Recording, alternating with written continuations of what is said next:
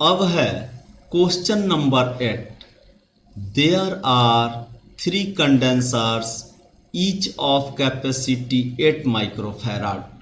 3 condensers हैं और उनमें से प्रत्येक की कैपेसिटी 8 माइक्रोफैराड है। इसका मतलब तीनों आइडेंटिकल हैं। How they should be connected, उन्हें किस तरह से कनेक्ट करनी चाहिए टुगेदर, एक साथ, so that the total capacity में बी 12 माइक्रोफैराड। इन तीनों को किस तरह से कनेक्ट करा जाए ताकि इक्विवेलेंट कैपेसिटी 12 माइक्रोफैराड आ जाए। तो चलिए इस टाइप का क्वेश्चन कैसे बनता है देखते हैं। तो सबसे पहले यहाँ बाबू C1, C2 और C3 आइडेंटिकल हैं और आइडेंटिकल हैं, उनका वैल्यू दिया हुआ है, कैपेसिटी दिया हुआ है 8 माइक्रोफैराड। तो क्या कर सकते हैं अरेंजमेंट में बाबू, सबसे पहले तो तीनों को आप बेहिचक सीरीज में जोड़ सकते हैं। तो C नट, C नट, C नट। अब 3 कैपेसिटर्स अगर सीरीज में जुड़े होते हैं तो उनकी इक्विवेलेंट कैपेसिटी क्या हो जाती है, C नट बाई N हो जाती है, क्योंकि ये तीनों आइडेंटिकल हैं। अगर ये तीनों आइडेंटिकल नहीं होते तो हम लोग इसका प्रयोग करते, इसका यूज करते, C बराबर C1 C2 C3 divided by C1 C2 plus C2 C3 plus C3 C1। ये लंबा प्रोसेस वाला होता, चूंकि आइडेंटिकल तो था नहीं तो ऐसा बनाते, लेकिन यहाँ आइडेंटिकल है तो बहुत ही इजी हो गया। तो यहाँ से आप CS का वैल्यू डायरेक्ट आप निकाल सकते हैं। C नट का वैल्यू क्या है, यही ना C नट कहलाता है।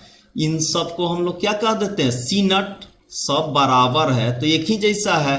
तो यहाँ C नट के बदले में हो गया 8 माइक्रोफैराड डिवाइडेड बाई कितने हैं, 3। तो बाबू हमको चाहिए 12 माइक्रोफैराड और आ गया 8 microfarad by 3, 8 by 3 microfarad. Clearly इस तरह से तो अरेंज करने से हमको 12 मिलने नहीं जा रहा है। चलिए तीनों को पैरेलल करके रखा जाए।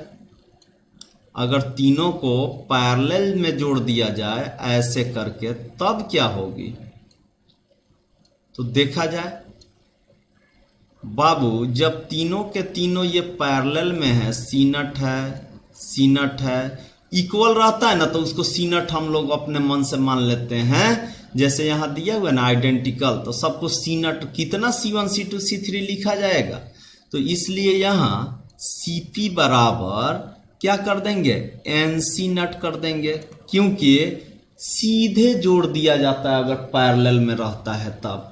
अगर 3 कैपेसिटर्स पैरेलल में हो तो उनकी कैपेसिटी सीधे जोड़ दी जाती है।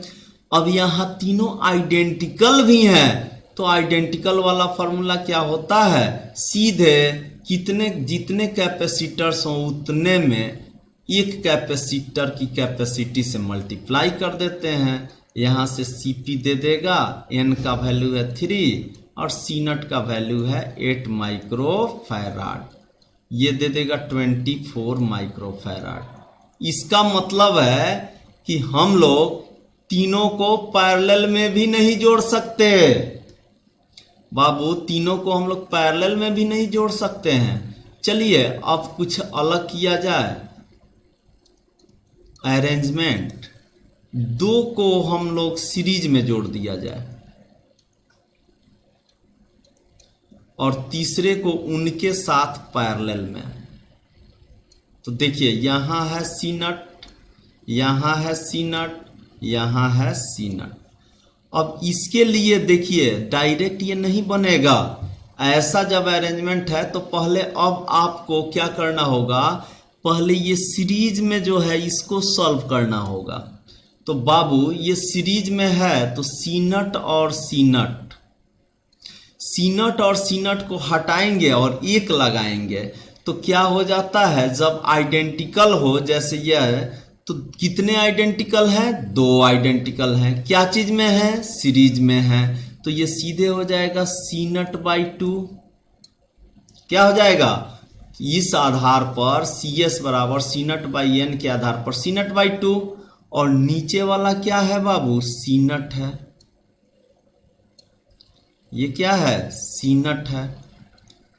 तब अब हम लोग इसका इक्विवेलेंट देखते हैं। ये सी नट और सी नट बाई टू, सी नट और सी नट बाई टू ये पैरेलल में है, तो पैरेलल में तो डायरेक्ट जुटता है, यानी कि सी पी अगर कहें, चाहे सी कहें, इसको सी पी नहीं कह सकते हैं क्योंकि सब पैरेलल में तो है नहीं, तो सीधे सी बराबर क्या हो जाएगा, इसको सी नट बाई टू को और सी नट को हम ऐड करेंगे तो सी नट बाई टू प्लस सी नट।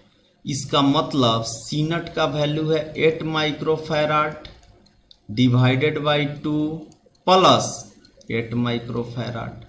अब 8 माइक्रोफैराड में जब 2 से हम डिवाइड करेंगे बाबू तो ये दे देगा 4 माइक्रोफैराड अब प्लस 8 माइक्रोफैराड, तो ये हो गया 12 माइक्रोफैराड।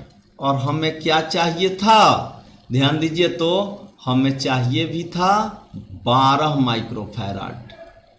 नहीं तो क्या पहला में आया है 12? नहीं आया है, पहला में नहीं आया है। क्या दूसरा में आया है? नहीं आया है, लेकिन तीसरा में तो आ गया। तो देखिए, तो हम कह सकते हैं कि 2 in series and 1 in parallel, यानी कि 2 को सीरीज में जोड़नी होगी और उनके साथ एक को पैरेलल में जोड़नी होगी, तब जाकर के 12 माइक्रोफैराड आएगा। आइए देखते हैं कि अगर पहले पैरेलल में जोड़ दिया जाए और तब सीरीज में जोड़ा जाए तो क्या होगा। तो बाबू यदि पहले आपने जोड़ दिया पैरेलल में तो कुछ इस तरह का अरेंजमेंट बनेगा। देखिए, तो पहले अगर पैरेलल में जोड़ा जाए और तब उनके साथ सीरीज में जोड़ेंगे तो कुछ इस तरह का अरेंजमेंट होने जा रहा है। ये होगा 8 माइक्रोफैराड, ये होगा 8 माइक्रोफैराड, ये हो गया 8 माइक्रोफैराड। तो बाबू मेरे यहाँ देख सकते हैं आप, इक्विवेलेंट होगा। पहले तो ये पैरेलल को हल करेंगे, अब हम लोग इसको पहले पैरेलल वाले को सॉल्व करेंगे। तो बाबू पैरेलल में तो डायरेक्ट जोड़ दी जाती है, तो ये हो गया 16 माइक्रोफैराड, और तब इसमें हमने क्या किया, 8 माइक्रोफैराड को सीरीज में लगाया। तो इन दोनों के बदले में अगर एक कैपेसिटर का यूज किया जाए तो ये हो गया यहाँ पर C1 और यहाँ पर C2, तो इक्विवेलेंट कैपेसिटी सीरीज के लिए क्या हो जाती है, C1 into C2 by C1 plus C2, क्योंकि पहले ये इक्विवेलेंट थे।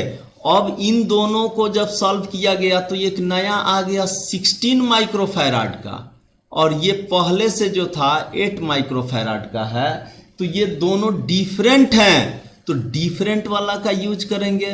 C1 C2 यानी कि 16 इंटू 8 और माइक्रोफैराड को एक साथ रख दिए। अगर माइक्रोफैराड में माइक्रोफैराड से मल्टीप्लाई करेंगे तो माइक्रोफैराड का होल स्क्वायर आएगा, डिवाइडेड बाई यहाँ 16 प्लस 8, और ऐड कर रहे हैं तो ऐड में तो एक ही माइक्रोफैराड लिखेंगे ना।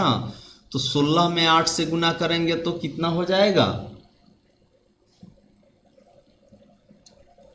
144, और 16 में 8 को जोड़ेंगे तो क्या हो जाएगा 24, और यहाँ माइक्रोफैराड से माइक्रोफैराड कट गया तो ये बचा माइक्रोफैराड, यानी कि 6। जब 24 में 24 से 144 में जब डिवाइड करेंगे तो क्या आएगा 6 माइक्रोफैराड। तो बाबू इसका आंसर आ गया 6 माइक्रोफैराड, और हम लोगों को चाहिए था कितना, 12 माइक्रोफैराड चाहिए था 12 माइक्रोफैराड, और यहाँ आ गया कितना 6 माइक्रोफैराड, यानी कि चौथा तरीके से भी हम लोग अरेंज नहीं कर सकते हैं। तो अरेंजमेंट में क्या हो जाएगा, सिर्फ यही हमने ये दिखाने का प्रयास किया है कि अगर आप पहले पैरेलल में रखते और तब सीरीज में तो भी आंसर नहीं आता, यानी कि ये डिफरेंट अरेंजमेंट हैं और आंसर हो गया 2 in series and 1 in parallel. 2 series में रखे जाएंगे और एक पैरेलल में। क्लियर।